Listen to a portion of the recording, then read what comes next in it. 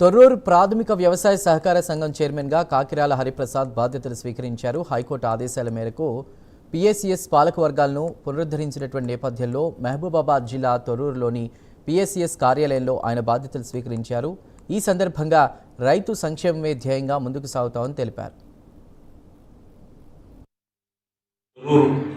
PSCS చైర్మన్గా charge తీసుకోవడం జరిగింది.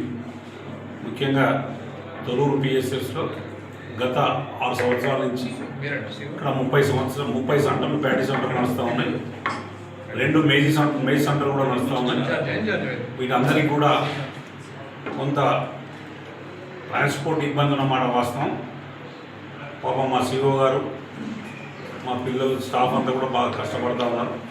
అయినా కూడా ట్రాన్స్పోర్ట్లో కొంత మిల్లర్స్ లేట్ కావడంలో, మిల్ దగ్గర అన్లోడ్ కాకపోవడంలో కొంచెం ఇబ్బంది పడుతూ ఉన్నారు రైతులు. నేను రైతులందరికీ ఒకటే రిక్వెస్ట్ చేస్తూ ఉన్నాను, రైతు సోదరులారా, ఈ సీజన్ సగం అయిపోయింది, ఇంక సగమే ఉన్నది కాబట్టి దీన్ని దృష్టిలో పెట్టుకొని వడ్ల రైతులు ఎవరైనా మీరు ట్రాక్టర్లతో తీసుకురండి.